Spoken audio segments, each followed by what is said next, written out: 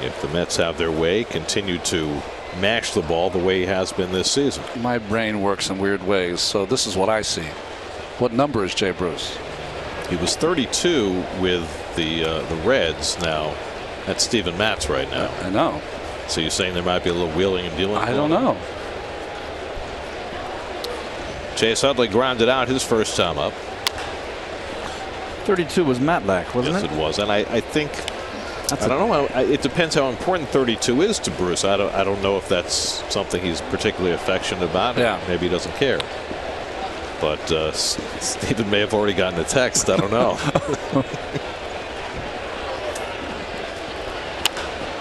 Headley gets jammed and pops it up. In comes De Aza to call. One away. Fifth inning brought to you by your Tri-State Ford dealers who invite you to test drive a new Ford. You'll discover why Ford is the total package. The issue of number switching came up during Mike Piazza's Hall of Fame speech, because very famously when Mike came to the Mets, John Franco, who had been number 31, gave Mike his number without compensation. Yeah. And John took number 45, which had been his number in college at St. John's. Bob Refsnyder got hit on the arm by a pitch his first time up. You know, some of those transactions involve significant amounts of cash. I know that Jose Reyes, when he came back to the Mets, Travis d'Arnaud was wearing number 7, and he gave Travis a Rolex to get the number back. So a precedent has been set.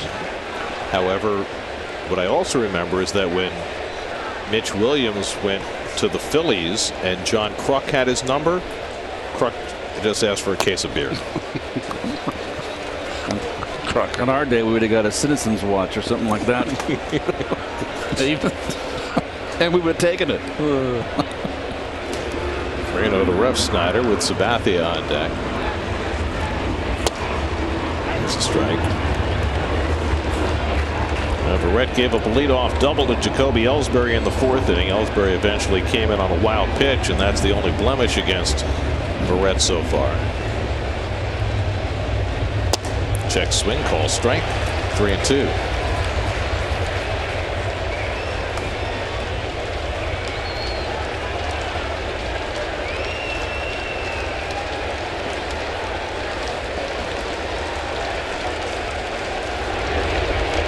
Outside, ball 4, and Refsnyder's on with the 1-out walk. That's the 3rd walk given up by Verrett. Of course, sometimes you can't get the number you want. You know, when Piazza went to San Diego, he couldn't get 31 because it had been retired for Dave Winfield. Well, Keith couldn't get 37 when he came here. I didn't really care for 37 in St. Louis. That kind of wore on me, but 17 was Dizzy Dean, retired. Yeah. Reggie Smith had number 7. I'm going to ask Reggie Smith for his number. Mike Anderson was a veteran backup 4th outfielder on our ball club. That was 27. So Lynn McLaughlin was a 47. So I took 37. Sabathia gets a nice bunt down this time. And d'Arnaud makes the toss to get him. 2-4 on the sacrifice. So Sabathia, who bunted into a double play last time up, gets the job done this time. Well, what's interesting here is that CC deadens the ball much better, but that Wilmer, who was very aggressive the first time CC came to the plate, wasn't as aggressive this time. I don't know why. So runner in scoring position with 2 out. Now Brett Gardner, who got the night off to an exciting start with a triple off the center field fence. Tried to circle the bases, was thrown out at the plate.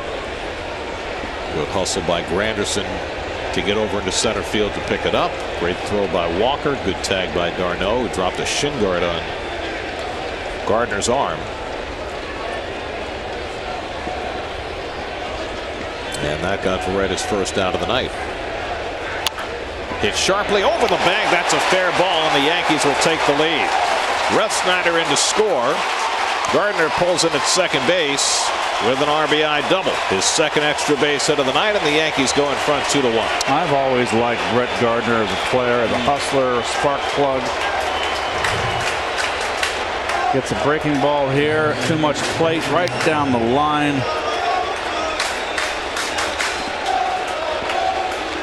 Usually you think as a pitcher you can get away with that first pitch breaking ball, but that wasn't a good enough one. So the walk to the number 8 hitter comes back to bite Verrett as Gardner cashes in the run. Stays back on the breaking ball. See, full extension, so that ball's out over the middle. Jacoby Ellsbury, who doubled his last time up and scored the first Yankee run, and he lines one into left center for a base hit, and that'll chase home Gardner. Bobbled by De Aza, so Ellsbury heads to second. The tag by Walker, and Ellsbury arrives safely. 3-1 Yankees.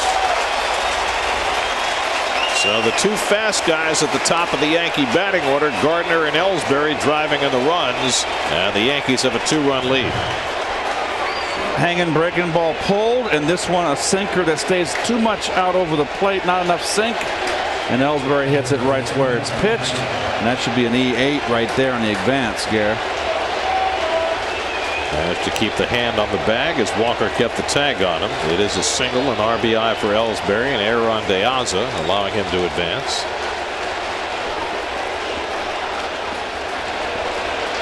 The Yankees hustling.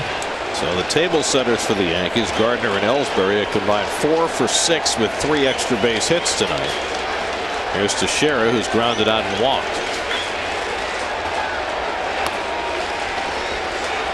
This is exactly what happened to Verrett in his last start. The one bad inning where a couple of 2-out hits provided the damage.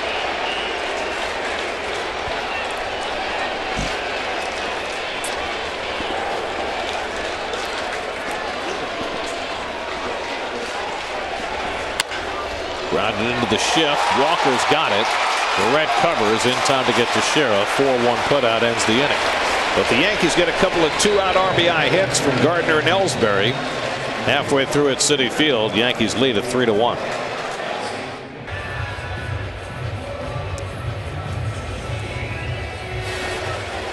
Now Logan Verrett giving up a couple of runs after a walk to the number 8 hitter. And his tenure in this game probably over. He's due to bat second in the inning. With the Mets down 3-1, Alejandro De Aza leads off against CC Sabathia. So there's little scenes like that. You can see how paternal Terry Collins can be with his players. You know, no one feels worse than Verrett after giving a couple of runs in the 5th inning, but manager over there with some consoling. Brandon Nimmo is out on deck to pinch hit. Slider by Sabathia. 0-2 to De Aza. There's your 4th, 5th inning recap. Brett Gardner driving in the go-ahead run. Wilmer Flores had given the Mets the early lead with his 11th home run of the year. Sabathia trying to put back-to-back good starts together for the first time in a couple of months. And so far so good for the veteran lefty. He's given up a run on 3 hits over the first 4 innings. There's Nimmo on deck.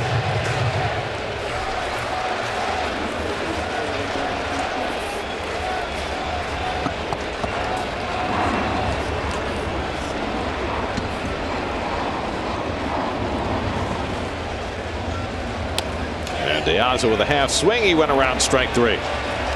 3rd strikeout of the night for Sabathia. 1 down in the home 5th. Let's check in with Steve Gelb. Steve. Well, Gary, David Wright may not be playing, but at home he still has a big impact on this team. Today was a weird day for Brandon Nimmo. Almost Wilmer Flores light. Thought he was traded, then he wasn't traded. But David Wright sought him out about a half an hour before the trade deadline and just took him aside, wanted to get his temperature a little bit, how he was feeling. And what Nimmo said is that Wright expressed, hey, either you stay here and that's a good thing, or you get traded, and remember that means that some other team wanted you. So no matter what happens, still keep confidence in yourself and realize that everything's going to work out. And even though it was only about a half an hour left until the deadline, Nimmo said it was like a weight had been lifted and he felt like everything was going to be okay. Did Brandon mention whether David's been getting any sleep this week? I did not ask. I would assume the answer is no. Ron probably has a better answer to that, though. You know, it's interesting. Some of the collateral damage that happens with this Twitterverse that we live in is that if you're following the wrong people and they don't have the journalistic ethos that they should have. Your name sometimes gets mentioned, and if you're a young player, boy, that it does affect you. You know, you get your parents calling and family calling. Well, some of it's, you know, journalists just throwing stuff out there. Yeah. But a lot of it is the fact that front offices leak information about the progress of talks that sometimes don't go anywhere. So it might be a perfectly legitimate thing that a player's name is being bandied about between a couple of front offices, but then nothing comes to pass, and there's no reason for the information to have been out there in the first place. But the players left in the wake. Right. Exactly. 2-2 to Nimmo with Granderson on deck. And a busted bat, foul. By the way, if you're wondering why Nimmo, a left-hand batter against Sabathia here, well, the Mets right-handed bench tonight is Asdrubal Cabrera, who's hurt, can't play. Yoenis Cespedes, who's banged up, might or might not be able to pinch hit later, and their backup catcher Rene Rivera. That's the right-handed bench. As has often been the case this year, Mets are playing less than 25 men solid. Yeah.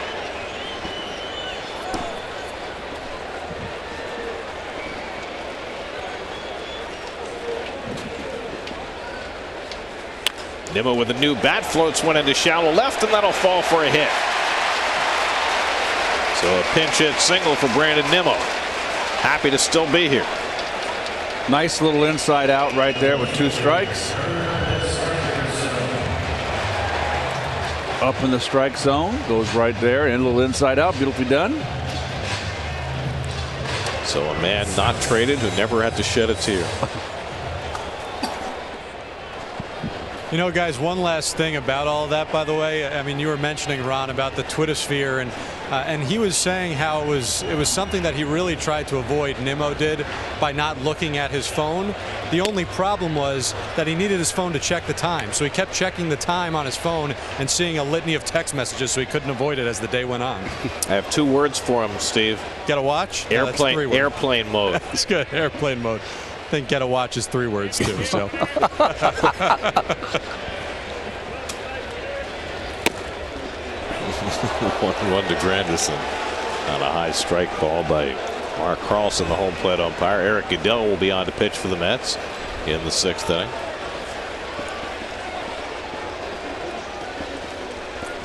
Michael Conforto on deck and ready for his first at bat of the night. And the slider off the plate, 2-1.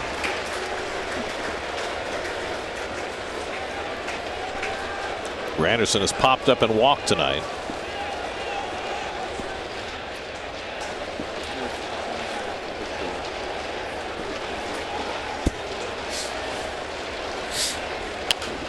Fouled away, 2-2. Tomorrow night we're on Pix 11 for the 2nd game of the series. Quite a pitching matchup. Jacob deGrom goes for the Mets. Masahiro Tanaka for the Yankees. Then the scene moves Wednesday night to the Bronx. Steven Matz goes Wednesday night. Bartolo Colon Thursday night. The Yankees have to figure out a starter for Wednesday. That was supposed to be Ivan Nova, who's now a Pittsburgh Pirate. Off speed, swung and missed. And Sabathia has his 4th strikeout, his 2nd in this inning. Well, we've really seen kind of the evolution of the slider within this game for CC Sabathia. Very flat on the beginning of the game, and now starting to get some depth and break on it. This is a good one here.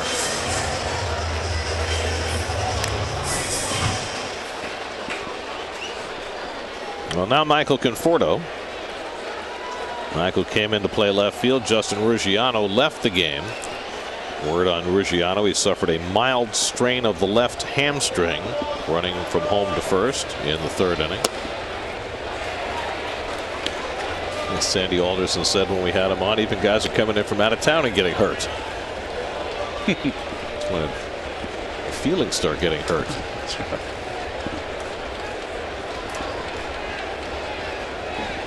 Four left-handed batters in a row in this inning for Sabathia, and Conforto hooks one toward the right field corner, and a diving try by Refsnyder. He comes up empty. Nimmo will score all the way from first. Conforto on his way to 3rd, and now he thinks better of it and goes back to the bag. He'll settle for an RBI double, and it cuts the Yankees lead to 3-2.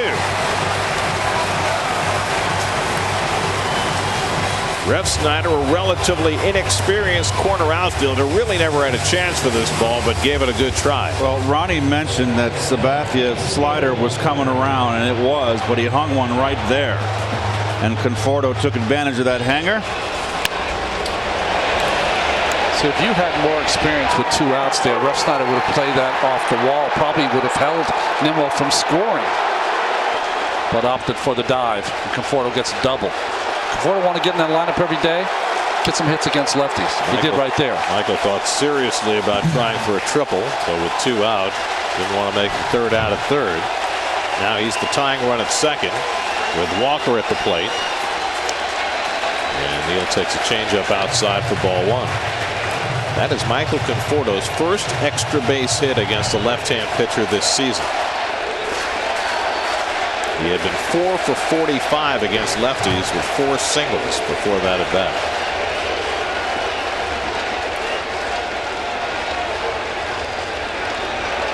And Walker smokes one out to right center. Back in the gap goes Ellsbury to the wall to make the catch. Walker just misses. Ellsbury picked it right before he got to the fence and keeps the Yankees in the lead.